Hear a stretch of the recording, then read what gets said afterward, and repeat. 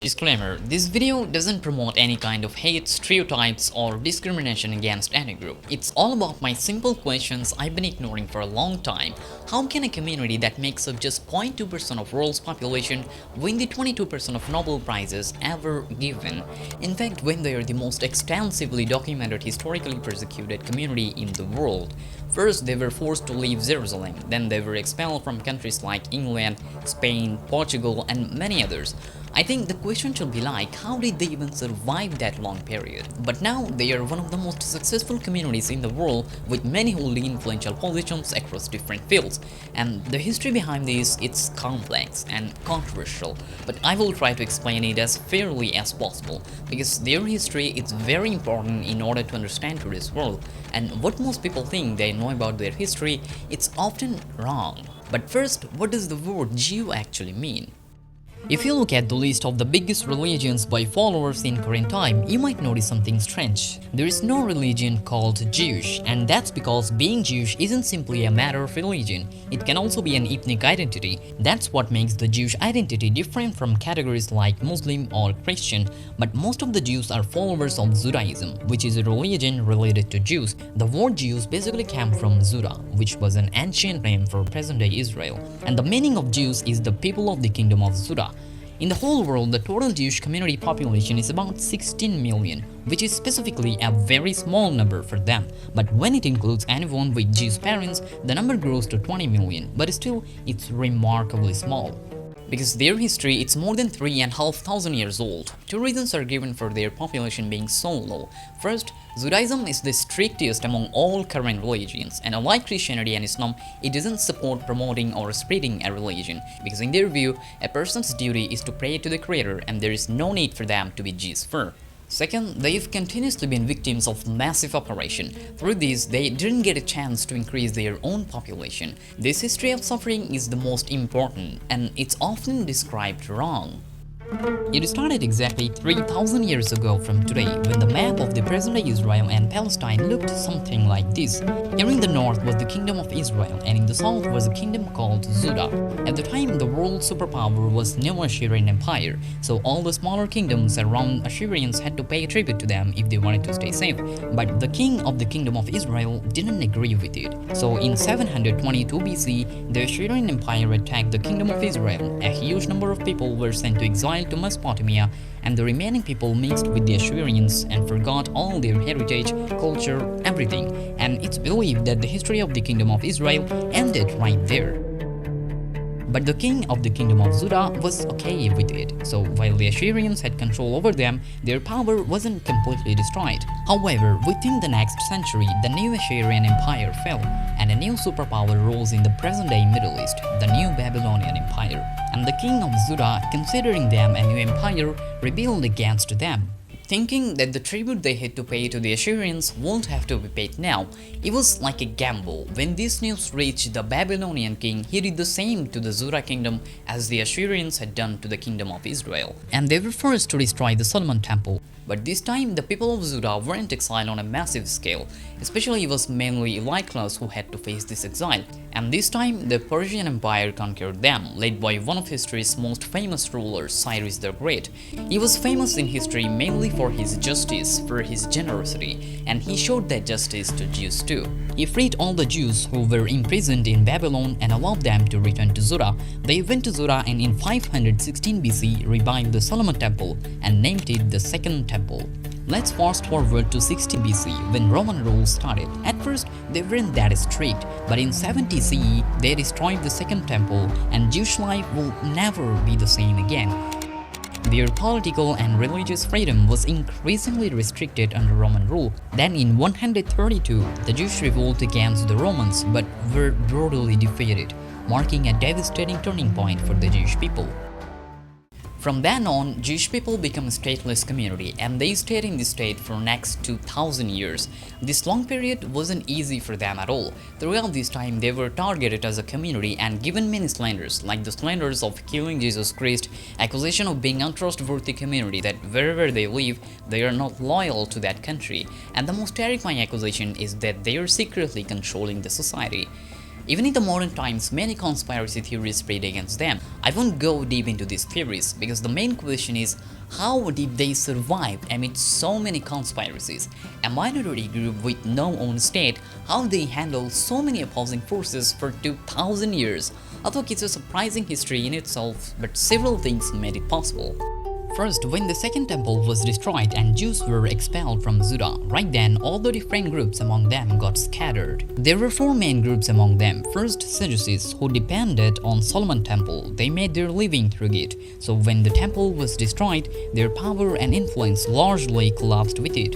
Zealots, another group who were very strict and aggressive. They got destroyed in wars with the Romans.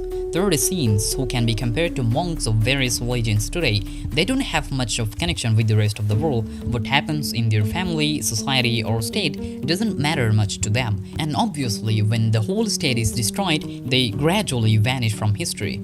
Finally, only a group called Pharisees survived. They survived mainly because of their beliefs. Their belief was that religion is something that can be changed according to time and situation. In their view, no law of the Creator is just for a specific time. Through various analysis in the context of time, it can be changed too. And the responsibility for this change was with them, so they were mostly engaged in education and scriptures. And this education became another reason behind Jews surviving for such a long time. This event for the Jews can be compared to a sieve. When you try to sift something through a sieve, the main materials fall through the sieve's holes and the impurities stay there. The same thing happened with the Jews. Now don't misunderstand me as me comparing those destroyed Jewish groups with impurities in the sieve. Many of their contributions are considered priceless treasures in today's world. What I mean is that the Jewish group that survived was the group whose beliefs were most adaptable to the world without a temple, a kingdom or political power. So they remained strong within themselves, which made it easier to deal with the enemies from the outside. Besides that, many people believe Ashkenazi Jews are considered the smartest community in the world because their ancestors were highly intelligent. Generation after generation, that intelligence has been preserved. Ashkenazi Jews mainly refer to those who went to Europe after the destruction of Second Temple. Today, 85 to 90% of total Jewish population are Ashkenazi Jews. But many scientists oppose the claim that they are biologically intelligent. They say intelligence doesn't depend only on genes, but also on a person's surrounding environment and the kind of work they do. And interestingly, this has been observed in the case of Jews too. Historically, they were connected to cognitively demanding professions, meaning the job that usually requires high IQ or intelligence. Actually, the situation was something like this. Before the early modern period, there weren't hundreds of professions like today. There were only a handful, 2 to 3 major professions worldwide. Out of those, 80% of people were just involved in agriculture. The rest were artisans or made a living through religious work. But after exile, Jews weren't seen doing farming. Many say the reason was that in the Europe at the time, they weren't allowed to own land. Others say they weren't simply interested in that work. Based on their abilities, they chose a few professions that weren't very common back then, because education was very rare at the time. In 1820, if you randomly gathered 100 people from across the world, 90 of them wouldn't be able to read a single sentence or write their own name. And what's even more shocking is that this was 1820, when the number of books had already increased dramatically in Western Europe thanks to the invention of printing press. But before the 15th century, being able to read and write was extremely rare. But for Jews, education was seen as a religious duty. So after exile, they have seen a lot of opportunities. At first, they chose the profession of middlemen traders, people who bought goods in one country and sold them in another. But later, when security issues arose for them in Europe, they gave that up and started entering money lending. Because Christians couldn't lend money with interest among themselves due to religious reasons, so Jews took advantage of that opportunity. By the 11th century, majority of Ashkenazi Jews had made money lending their profession, and they stuck with this profession for next 2 to 3 centuries. After that period, they left this profession because it became a big problem for them.